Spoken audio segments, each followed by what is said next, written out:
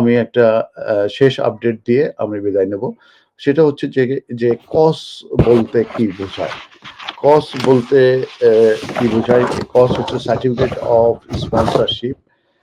এটি মূলত একটি ক্রিটিক্যাল ডকুমেন্ট। যখন কোনো মাইগ্রেন্টকে স্পন্সরিং করা হয় ইউকেতে এই ওয়ার্ক ভিসায় আসার জন্য, তখনই কিন্তু এই যে কস এটা কিন্তু তাদের অ্যাসাইন করা হয়। এটা একটা কোনো ফিজিক্যাল ডকুমেন্ট নয় কিন্তু, এবং এটার একটা ইউনিক রেফারেন্স নাম্বার আছে, সেটা জেনারেটেড হয়ে থাকে সাধারণত আপনার স্পন্সর ম্যানেজমেন্ট সিস্টেম আছে সেটার মাধ্যমে। তো ২ ধরনের কস হয়ে থাকে। একটা হচ্ছে ডিফাইন্ড কস, আর একটা হচ্ছে আনডিফাইন্ড কস। ডিফাইন্ড কসটা হচ্ছে যে আপনার এটা কারেন্টলি যারা ওভারসিসে আছে তাদেরকেই মূলত এই ডিফাইন্ড কস্টটা অ্যাসাইন করা হয়, এবং সেটার বেসিসে তারা মূলত অ্যাপ্লিকেশন করে দেয়, করে তারা এন্ট্রি ক্লাস নিয়ে আসতে পারে।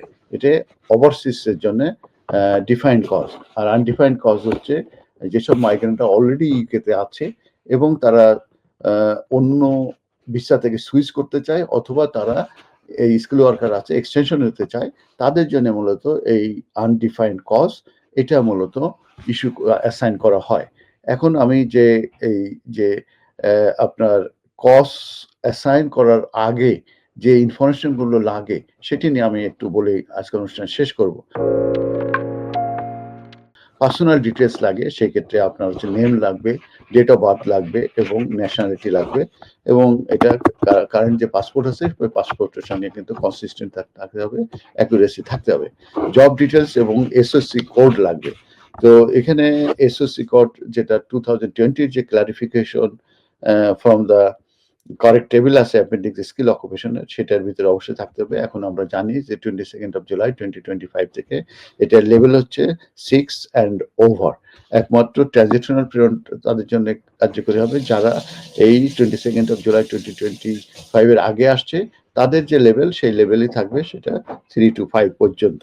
তারপরে এসওসি আপনার কজ যখন ইস্যু হবে সেটা কিন্তু এই এমপ্লয়ারদের কাজের স্টার্ট কিন্তু উইদিন 3 মান্থস থাকতে হবে। এটা মোর দেন 3 মান্থস হতে পারবে না। যেদিন কজ ইস্যু হবে সেই ডেট থেকে 3 মান্থসের ভিতরে তাকে কিন্তু কাজ অবশ্যই মানে এমপ্লয়মেন্ট শুরু করতে হবে। স্যালারি এবং থ্রেশহোল্ডের ব্যাপারে যেটা বলা হয়েছে সেটা হচ্ছে যে তাদের এই 22nd of July এর পরে কিন্তু তাদের যে বেতন সেটা 41,700 আছে। আর ট্রানজিশনাল পিরিয়ডের ব্যাপারে যেটা আছে ওটা কিন্তু আপনারা সবসময় কজ ইস্যুর সময় দেখে নেবেন যে আগে যারা আসছে 22nd of July সেই ট্রানজিশনাল পিরিয়ড তারা কিন্তু অ্যাডভান্টেজটা পাবে।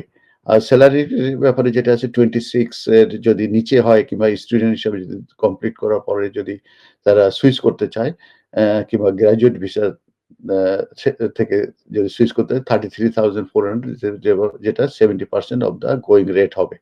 আর যদি পিএইচডি লেভেল হয়ে থাকে সেই ক্ষেত্রে 37,500 হতে পারবে। এই হচ্ছে মোটামুটি কস্ট সম্পর্কে বললাম, ডিফাইন। এবং আপনারা একটা জিনিস মনে রাখবেন, কস্টের যদি কোনো ইনফরমেশন যদি রং হয় সেক্ষেত্রে কিন্তু অ্যাপ্লিকেশন রিফিউজ হবে, এবং আপনাদের জন্য কিন্তু আপনাদের স্ট্যাটাস কিন্তু রিস্ক হয়ে যাবে। এবং আপনারা জানেন যে আপনাদের অ্যাপিল রাইট নেই, একমাত্র অ্যাডমিনিস্ট্রেটিভ রিভিউ মাধ্যমে মূলত আপনারা নেক্সট রেমেডি পাবেন। ধন্যবাদ।